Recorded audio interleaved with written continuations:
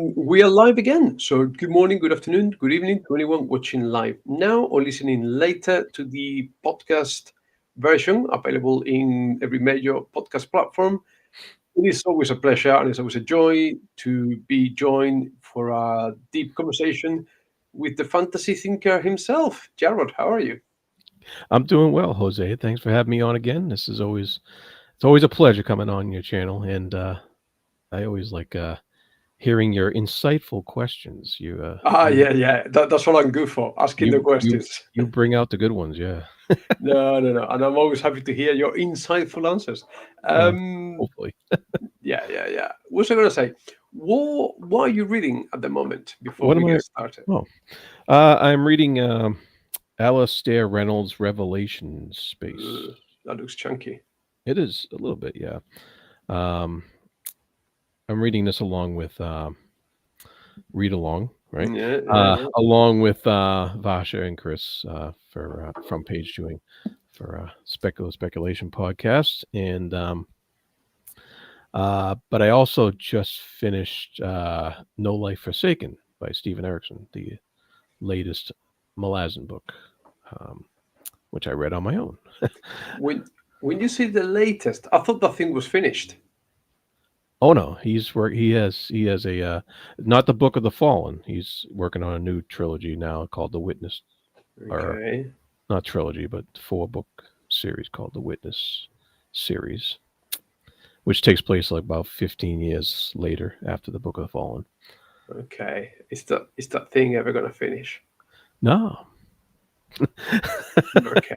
it's not. uh, All right. Because I'm tempted. I'm tempted, but it's such an undertaking that yeah, it's a little bit of Putin. yeah, but it's okay. You can take your time there, Yeah, Jose. no, I suppose. But there's something to be said for reading series as they are being published, because you break it down. Because when you see the whole shelf and everything is in there, it feels a bit, um, it feels a bit too much. But then again, I suppose so many people have got their fingers burnt with so many unfinished series that pros and cons, isn't it? Yeah, yeah. Pros and cons. That's a lot of what we deal with here Mm, on YouTube, right? Pros and cons. yeah, Uh, absolutely. So, right, I saw you posted something, can't remember quite when, but a couple of weeks ago on the page two in forums about reading alone versus read alongs. And then you obviously made a video about it on your channel.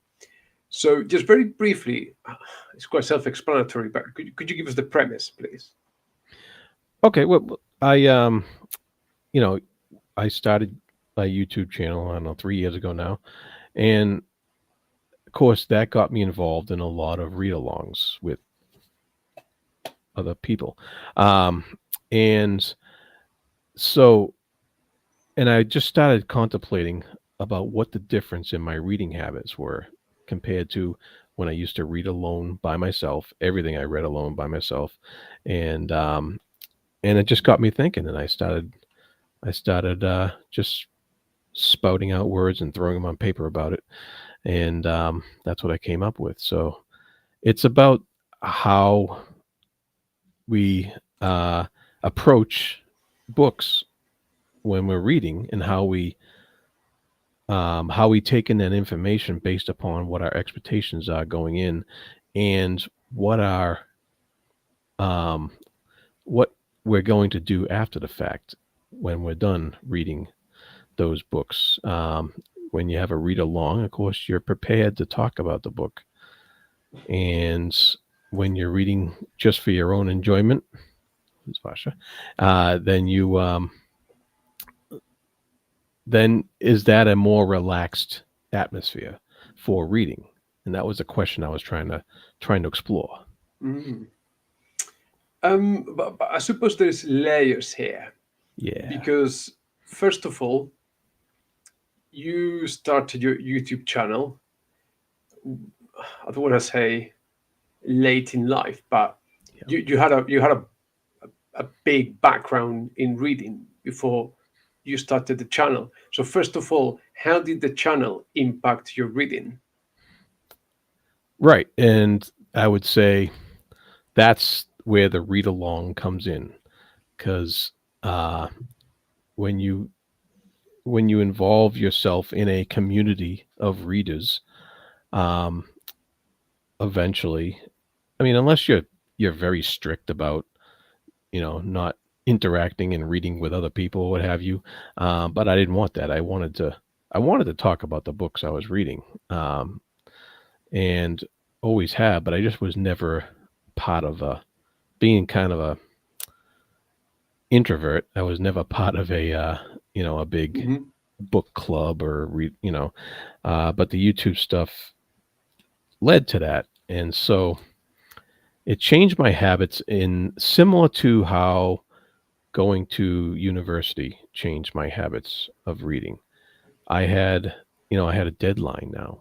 I had to read this by this date because we're going to talk about it, and I found that I actually kind of enjoy that in a certain way. I like having that little bit of pressure to finish a section in a book, Mm-hmm. and get and take note of it. Take note of what I'm looking at. Um, and not that I didn't take note before, because I did go to university, and so I did, have that mindset, to pay attention to certain things. But when you're doing a read along to talk with people, there's other things you start paying attention to as well, um, because you want to talk about this cool character or this cool plot point or what have you. So it brings it more to it than just having a background of analyzing text and reading it for that purpose, or just enjoying a story on your own. And so the discussions, they broaden a lot of that stuff, and there's a lot of blend and a lot of mixture of all the fun stuff about reading, and all the analytical stuff thrown into a big pile. Yeah. Um, but you mentioned something about the pressure of having to read or get on with something by a certain date.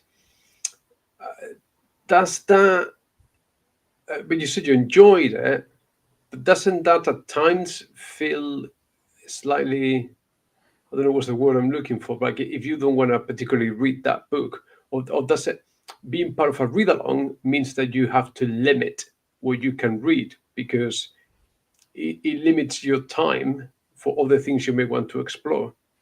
Yeah, sure. Um, yeah, I just mentioned that I just finished No Life Forsaken. That was something I read completely on my own.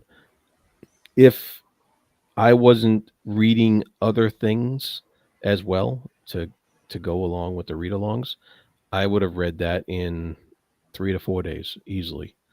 But because I had to space it out and put it in between other stuff, it took me 2 to 3 weeks Hmm. instead. Um, is that a good or a bad thing? I don't know. I enjoyed it regardless of how quickly I could get through it, or how much I, you know, had to pay attention to some other stuff while I was reading that as well. Um, and I've gotten quite used to reading several things at once. So I'm, I've wired myself to do that. And so I don't know. I mean, I guess it's a trade off of a sorts, right? Yeah. You you have to like one thing, and I'm not going to give up read-alongs, definitely, because I enjoy them a lot. So it's that balance. Yeah. Um, and when you're part of a read along, do you feel more obliged to like take notes? I've seen some people show up to the discussion with post-it notes and bit of sticky. Oh, hang on, here he goes. Here he goes. Yeah. You mean you mean stuff like this? Oh, you absolutely. Well, that's a diary. That's different. But yeah, you're a maniac. Reading Uh, journal? Yeah. yeah, yeah, yeah. and to have post-it notes and sticky notes poking out of pages Yeah. of the book. Oh, I got the. Hang on, he's going to show one. So absolute. Yeah, you mean like this? All Yeah, the tabs and stuff. Yeah, yeah. What book is that? that is actually No Life Forsaken. Right. Um, Hang on. Hold it there. There are different color sticky notes for anyone not watching, and there's possibly about, I don't know, 20 of them sticking out of different parts of the book. But so that's great. I mean, that's great for anyone that joins a read along and part of the discussion. So having someone like you is fantastic. But then you're making the rest of us look like absolute initiates in this thing. Um, does it feel like an assignment, or does that come out natural for you? at this point, it's natural. Yeah, I.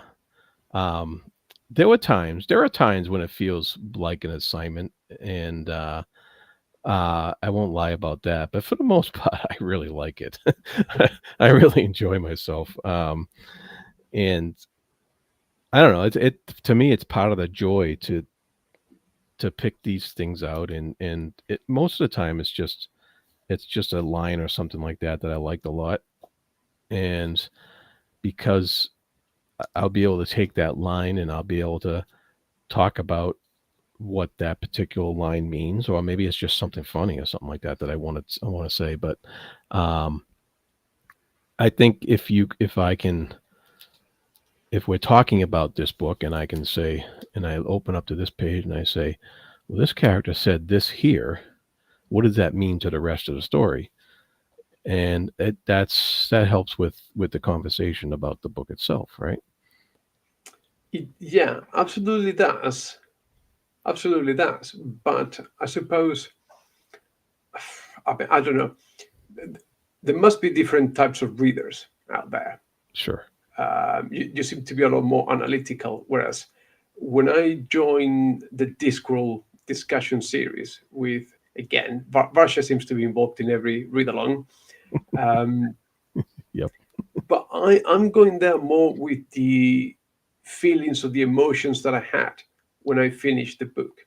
And Pratchett is immensely quotable, but Mhm. that's not for me. I just like to go in there and think about how the book made me feel, not particular one-liners. Or although I suppose Pratchett, standalone novels lend themselves less to some sort of analytical framework within the wider world. Yeah. From what I haven't read Pratchett yet, and I want to. But from what I hear, he says quite a bit in those standalone novels. Oh, no, he says a lot. He says a Yeah.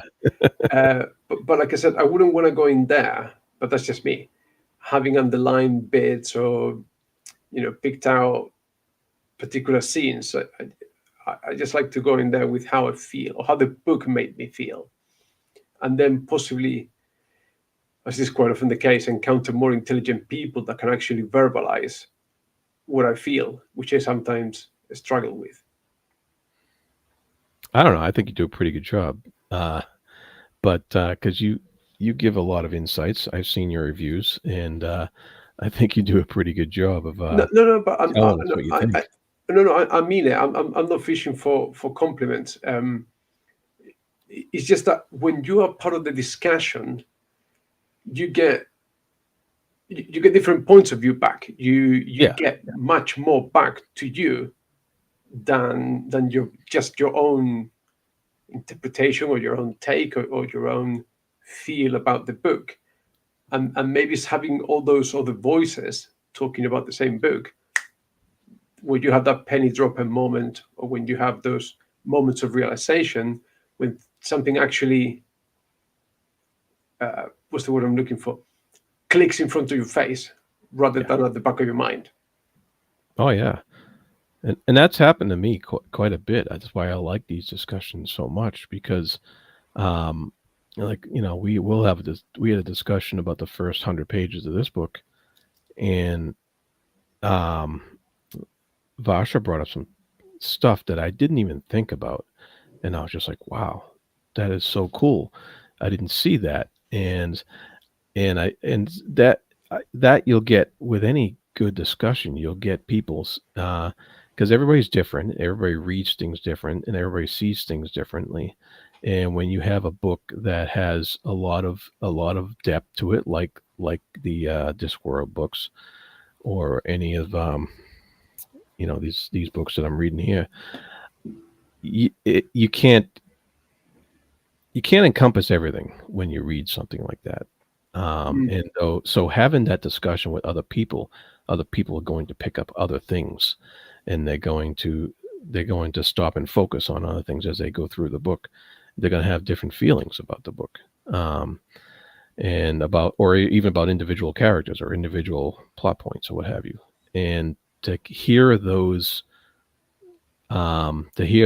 different character and plot points and viewpoints on those specific things always broadens your horizons, I think, because now you go, oh, okay, I didn't see the character with that through those lenses.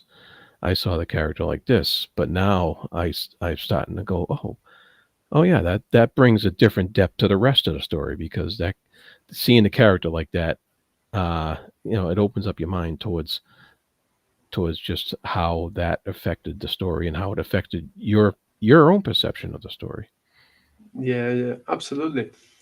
Um, so I don't know.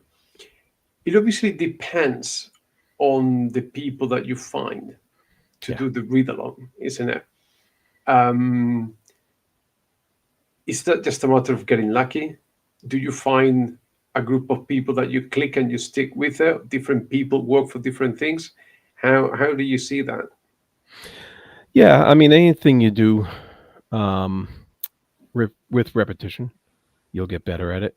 Hmm. And um, I, of course, have the read-alongs with Vasha and Chris on the Page Chewing Forum, and we have the podcast together.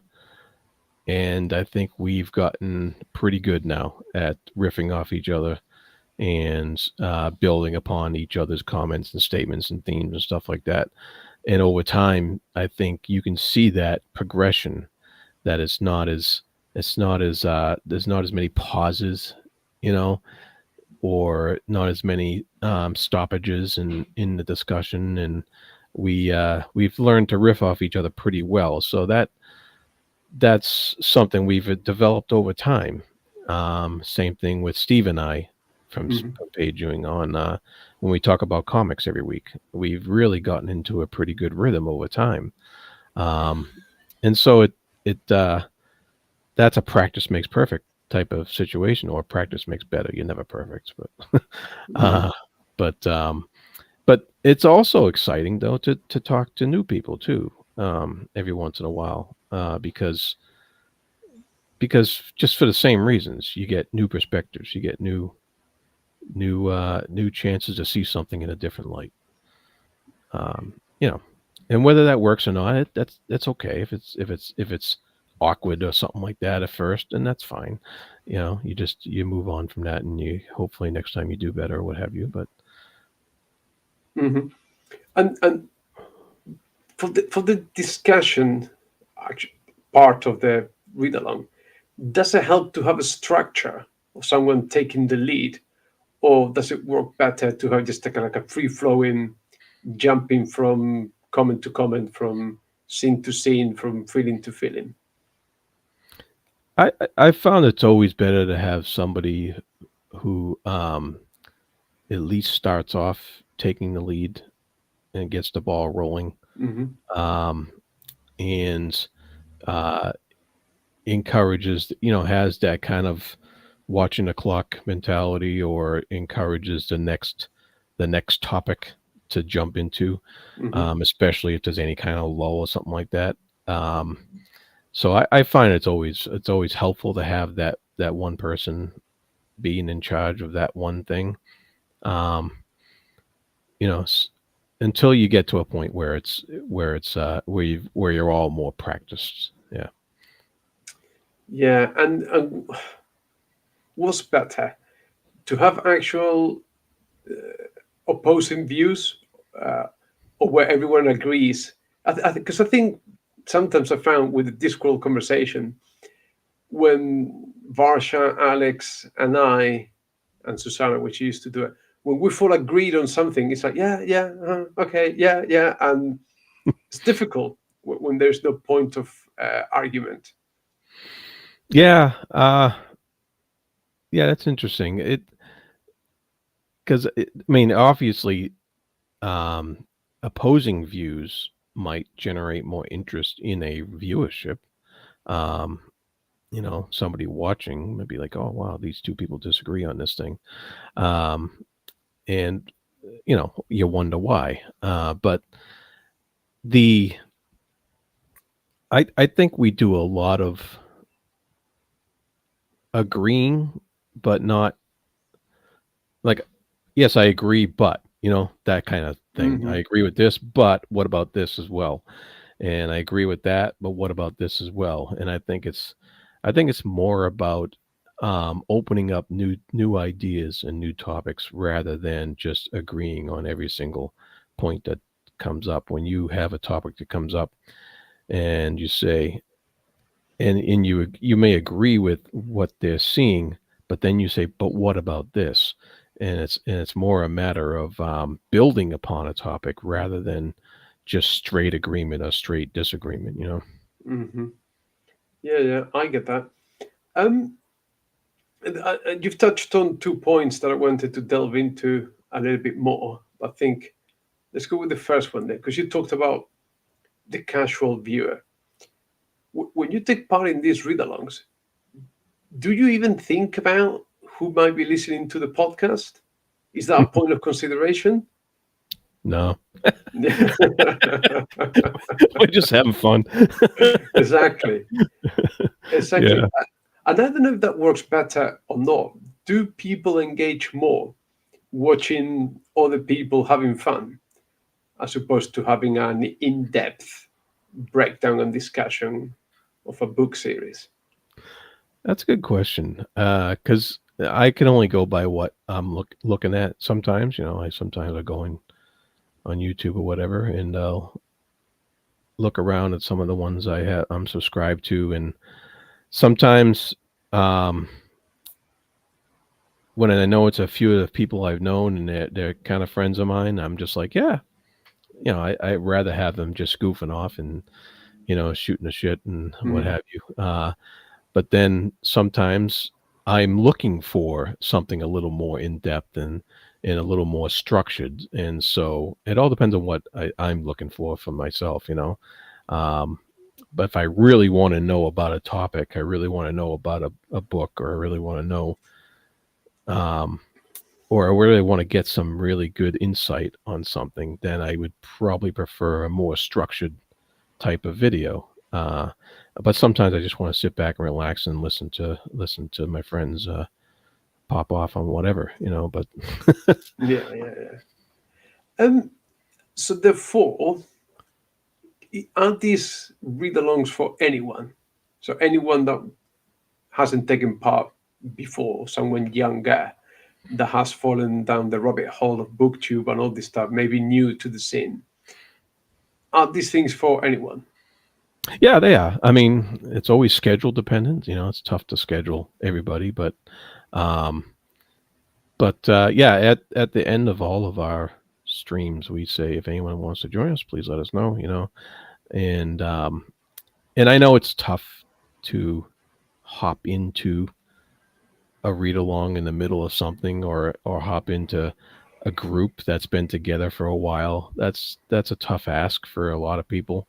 Um, there's I'm sure there's some kind of intimidation factor when you get into a group of people that have been together for a while, and you're the new person. Mhm. But we're as well. I think we're pretty welcoming as we can be. And we have had other people on the podcast here and there, on and off and stuff, and so uh, and I hope that continues. I hope people will say, hey, I want to read this book with you guys, and want to come on. We always welcome that. And but the next level from that conversation is, I think it was no, I think it was last summer. I think you were there when we did one of Borges's short stories over for Livia's podcast, Books and Done. When I say is this for everyone, I mean, man, that was a tough conversation. When you get into something really deep and both philosophically and literary, uh, you know, asking me to discuss, Ulysses or Dostoevsky or something like that, I can try. But for anyone listening to this episode, you and I did a whole conversation on critical thinking. That's not for everyone, is it? No, it's not for everyone. Maybe that's something you got to pick and choose. What you like and what you're interested in and what you wanna be discussing. And yeah, I don't know. That was the Borges stuff is pretty deep. The guy Mm-hmm. puts a lot of stuff into very little words, and he does it, and he's very thematically rich, and he's a hell of a writer. Mm-hmm. And so that is the kind of thing that when you're talking about a 5-page story, you know, how do you make that last for an hour? Well, you go really deep into the weeds. Otherwise, you're going to be saying, "Oh, the guy went to a volcano. He did this and did that and left," or whatever. I forget what the story was, but but Yeah. um, yeah. So that's relative to the subject at hand, and so you have to um, keep that stuff in mind. I guess. Yeah, and it's difficult as well. Okay, I was once involved in a conversation, and there was some sort of professor in there, and I'm not a professor. I'm just a regular guy doing my job, trying to juggle what every regular person does. So Me then, too. yeah. So then the conversation became more of a lecture than a conversation. You're just more listening to this one person that has got the knowledge and sort of monopolizes the conversation. Have you been in a situation like that? Yeah, kind of. It all depends. Like sometimes you can just sit back and take in that knowledge and go, okay, I guess I learned something today. Um, but you can still put your 2 cents in, about whether you like the story, whether it's tough to. I understand what you're saying, where if you don't really understand where they're going with the discussion and with the analysis, then it's tough to say I agree or disagree with that because you don't feel like you have the grasp on the concepts that are in the story that's being analyzed on whether or not you could agree or disagree with Hmm. the points, and so that is a tough hurdle to overcome, especially in the moment when you're live or something like that. Maybe if there's been plenty of times where people have said stuff and I didn't quite get it at the time, and then later on I would go and look into it and I'd be like, oh, okay. Oh, okay, now I get it. Oh, I wish I would have said that then, but that's always going to happen. No, that happens to me even on a lot of things, and the that I don't know. That's just something that I don't know. You just kind of go with the flow and learn from it for next time. Yeah, but I think, do you find that off-putting if you end up sort of sitting down on a lecture when you are in your head, you gear up yourself for a conversation between equals, and that's not the case. Hmm. I don't know. Yeah, I suppose it would be. Yeah, Okay. yeah, No, I'm just putting it out there. I don't yeah. know. I mean, it. Is it off-putting in the moment? Absolutely, most likely. Hmm. But do you take that and then learn from it for the future? Then hopefully, you learn something from it. Hopefully, you get something out of it. Ooh, quick question then. So, do you rewatch or re-listen to yourself, any podcast you're being, any of the videos that you make? Oh, do I rewatch my stuff? Yeah. Sometimes, especially when I want to look back and see how bad my stuff was in the beginning, uh, or if I'm reading it like another book in a series and I want to see what I said Mm. on the first book or something like that, um, or if I'll watch some of the podcasts we've done uh, in discussions because I just want to see if if it sounded as sometimes I want to see if it sounded as smooth as it came off at the time, Hmm. or if it was sounds choppy or awkward. I want to see if we did anything that we could have improved upon. To try to just kind of like a continuous improvement type of deal. And see if maybe next time I'll pay more attention to this or pay more attention to that, or maybe next time we'll be able to navigate the little subtleties of podcasting and conversations and discussions like that you don't really think about until after it's over and you go, I wish I would have said this, or I wish I would have you know Yeah. yeah. Um, so you said you haven't gone to Pratchett yet, but at some point, you hopefully, if you get into it, Oh, I do want to, yeah. which I strongly recommend, I think it was him in one of the books where he talks about that there are great talkers, philosophers, but there's very few listeners, and they're very highly prized. Has that is that a skill that you've improved where I found myself sometimes not listening to people, just waiting for my turn to say my bet. I just want that person and that person to finish Hmm. so I can say my bet.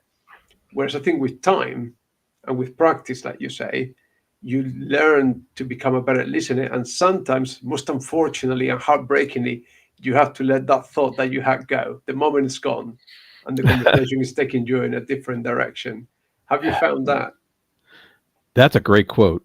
I like that. And you're right, listening is in its of itself a skill. And yeah, that has happened to me before when I've you know, I think of something, I'm like, "Oh," but, people are in the middle of something to talking about something, and it has happened where it's like, "Oh, wow, the moment's gone, Mhm. and I gotta move on to something else because my head's somewhere else," you know? Yeah, that's definitely happened. Yeah. Um, yeah, I don't, it's weird, isn't it? It is weird where I think you read. Especially when you have more people, you know? Mm, mm, It's easier to get those thoughts out when it's just one-on-one like this, but then mhm. the more people you have, you gotta give everybody their time, Yeah, to talk and stuff, so absolutely. So, have you got like an optimal number of people for a conversation above which it becomes a bit unruly?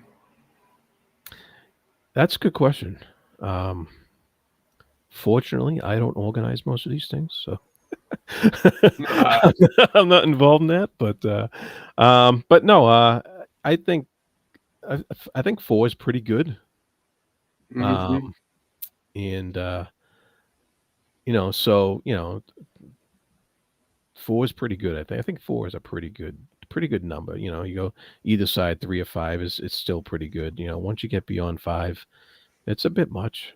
Um, and and two's good if you're doing an interview type thing Mhm. like this. But but I think I like 3 or 4 is best. Yeah, That's my favorite. Yeah. I agree with you. I don't think so. For Dungeons and Dragons session, 5 is the magical number. But I think for these sort of conversations, anything above 4 gets a bit unruly. Yeah, yeah. 5, 1 DM. Yeah, it's Yeah. great. It's great. um, what was I going to say to you? So then, what's the best thing that you've got out, or sort of the best moment you've had whilst taking part in a read along? What best moments? Jeez. Jeez, I don't know. I'll tell you mine and see if it's the same. Okay, yeah. Give me an Uh, example. so I think you probably agree with me. What I'm doing is still waiting for the last book, doing a read along of the Sang Eater series by Christopher Rocchio, and I had the opportunity for the last book to have like an hour and a half long chat with the author and the editor themselves. So you have Christopher Rocchio and David Butler, and we sat down and discussed the book with them, and to be able to meet, the people that you admire or whose work you are enjoying, and hear from them, and not just from the author perspective, but also the editor, how the whole work came about. It's like, meeting your rock stars sort of thing, and hear from the horse's mouth how it all happened. Um, have you? I think you've had similar experiences. Yeah, sure. Um, yeah, not so much with authors, although I have enjoyed meeting quite a few of them. Um, but I really enjoyed like the first time uh, um, AP Canavan came on my channel Mm-hmm. to talk about role playing games. Mm-hmm. That was like the highlight of my channel at the time. I was just like, wow, this is the best.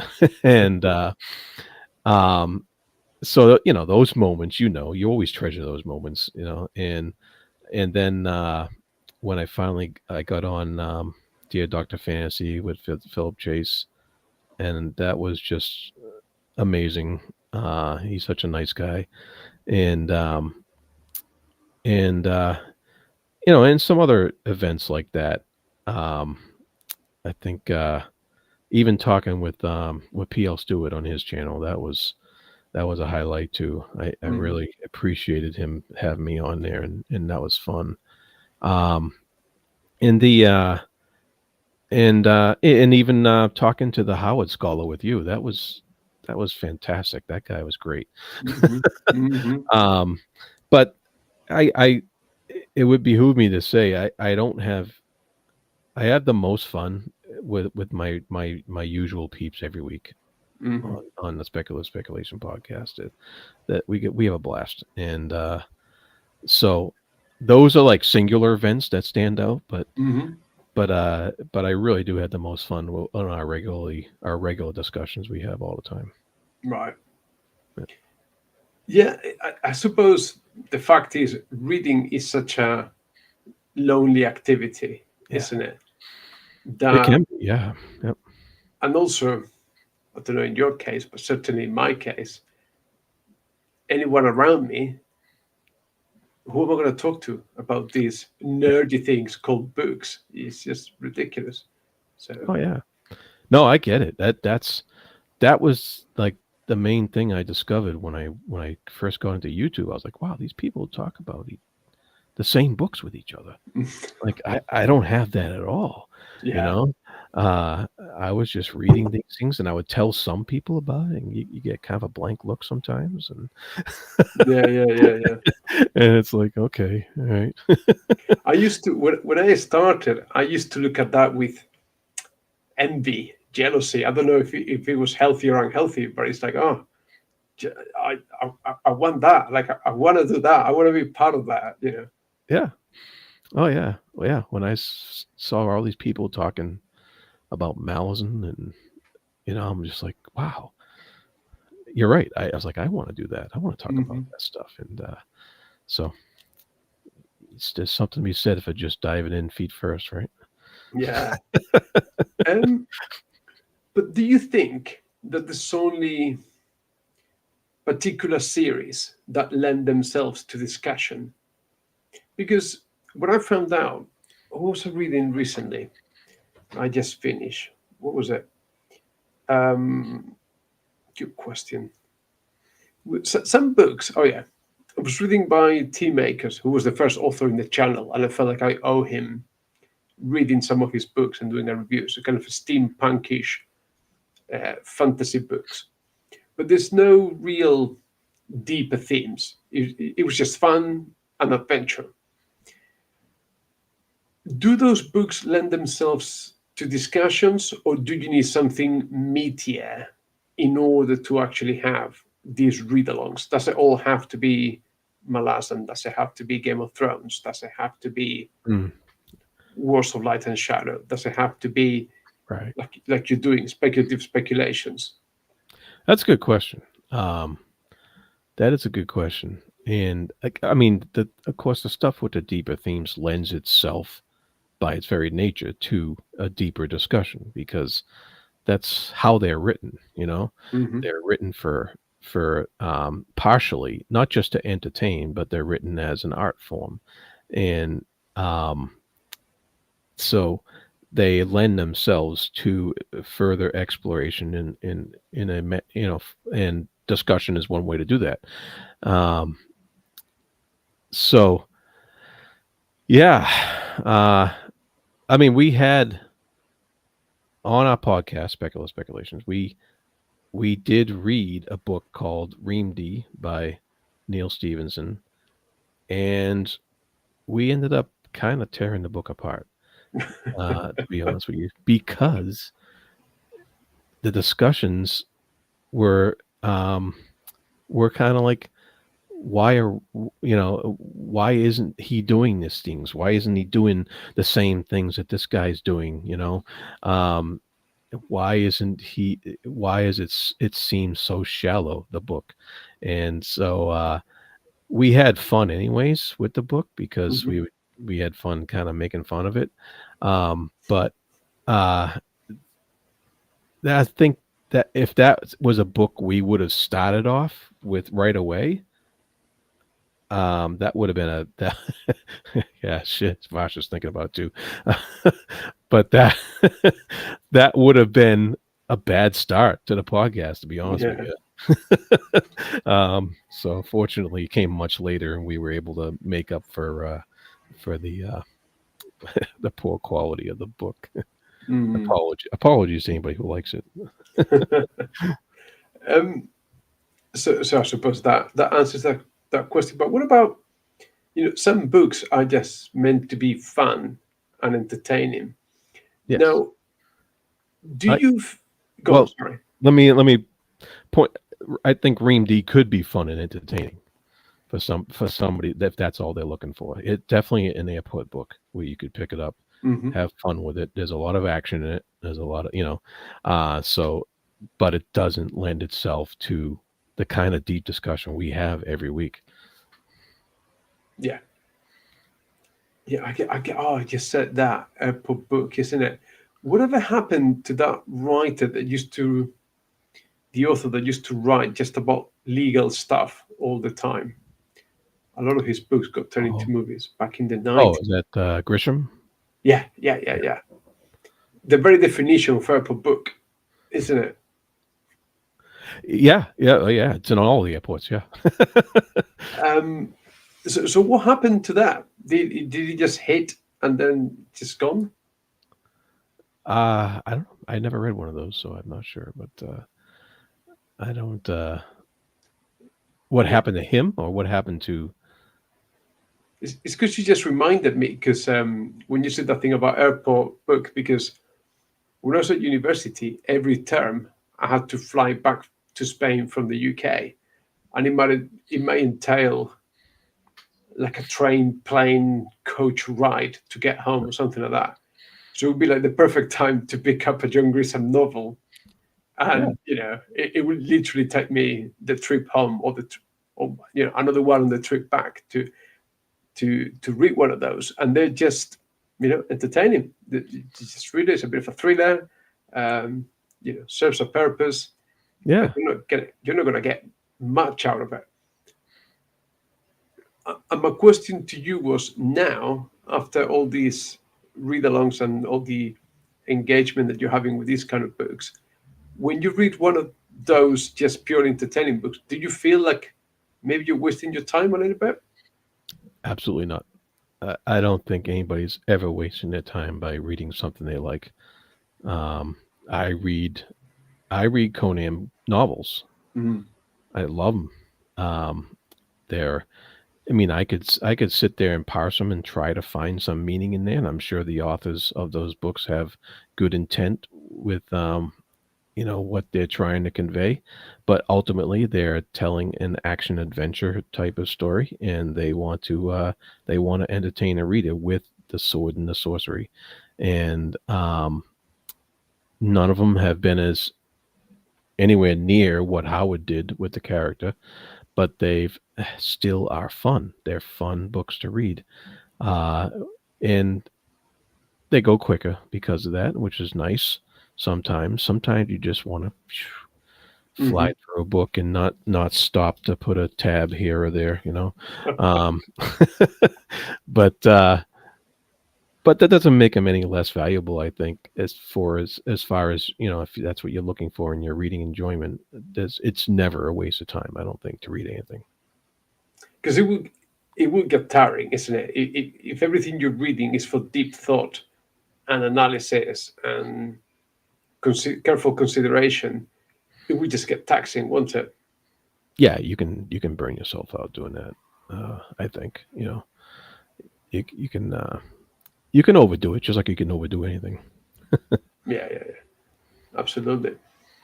Um, I think that sort of pretty much sort of sums up the ideas that I had for the conversation today. However, I'm going to confess, Oh, of late, I've been using AI to generate a round of quick fire questions to oh, gee. finish every conversation. So I'm going to subject you to Oh one of no. these. Yeah, yeah, yeah, yeah. So this is serve and volley. This is one bound. Thank you, man. Pim pam pum. Don't think about it too much, uh, and see what happens, right? And if you don't understand the question, we'll blame ChatGPT. Okay. Do I reserve the right to call my boss in the chat there and see if she can answer for me? You can do, yeah, sure. Well, I don't know. You're not meant to think too much about it, so we'll see what happens. Right. Okay.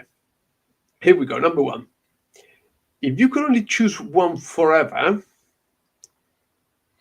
which wins and why? Read-alongs or reading alone? Oh, read-alongs. Easy, Why? easy. Because uh, because I'm an introvert who needs friends, and uh, glad I got some. Fantastic. That makes perfect sense. Yeah. I can relate to that. Right. Number two. What fantasy book series will make the ultimate read-along pick? Ah, Malasan. Here we go. Another Yeah. one. Malasan. I'm Yeah. gonna have to pick it up at some I point. mean, among many others, but Yeah, that's my number one. fine, fine. We'll forgive you for that. Okay. Number three. Would you rather discover plot twists privately or gasp with a group? That's a good question. Um, I I think I would rather discover them privately and then talk with a group Or you afterwards. want to be the one to bring them to the group, isn't it? Sure, yeah, that's always fun. That's always fun when you say something and everybody goes, "What? Oh, yeah." Fair enough. Okay. I think you sort of touched upon this before. Which activity makes you read faster? Solo reading or shared reading? Ah, yeah, yeah. Shared reading makes me read uh, Mm. more on a schedule rather than faster. Right. Yeah. Okay, yeah. Yeah. Okay. This one is a bit weird. So, yeah, if you joined a themed read along, what magical creature mascot would it have? A dragon. Yeah, everyone. Yeah, we had a conversation about that recently, didn't we? Okay, this one is actually very. The thing is, right? I told ChatGPT that I was having the chat with you, so it must have looked for and found things about you. Oh boy. Because here's question number 6: Is annotating sacred and personal, or fun to share and compare? Oh, annotate. Oh, okay. Yes. Yeah, I showed off my notes for the cripple god. Yeah. Um, yeah, Oh, it was fun. okay, Yeah, absolutely. Yeah. okay. Vasha and I did that. It's a blast. Yeah. Yeah, I think there's some maniac. I can't remember who it was. Showed up to the last Discord read along with like folded corners and stuff like that. But I don't want to name names. Um, Number 6, we're almost there. Is annotate? No, we've done that. Number 7. Would you prefer cozy solo reading vibes or chaotic group hype energy? Uh I I don't know. I'd probably go with the chaotic. Yeah. Yeah, I think because she's there in the background, so we're just gonna say it. Varsha does bring a lot of the group hype energy, isn't it? Oh yeah. Yeah. Um, okay. One fantasy character that you love to read beside you, who would it be? Wow, fantasy character to read beside me. As part of a read along, I suppose. Oh wow. Jeez. Um. Well. Hmm. Jeez. I always have like recent brain bias. So fantasy character to read along beside me. You know what? I'll say Arathon from the Wars of Light and Shadow. He's a smart guy, so he can read next to me anytime. All right. Okay. Which builds more motivation for you? Accountability buddies or inner curiosity? Let's say it again. Accountability. Accountability buddies or inner curiosity? Ah, accountability buddies. Yeah, Okay. yeah, absolutely. Do you want to name names? Right, Yeah. right there in the Oh, chat. we should. On that side. Oh, Should. Yeah. All right. She's somewhere there. And then final call. Which I don't understand this question. Final call. Which version makes the story feel more magical? which version of Yeah. what?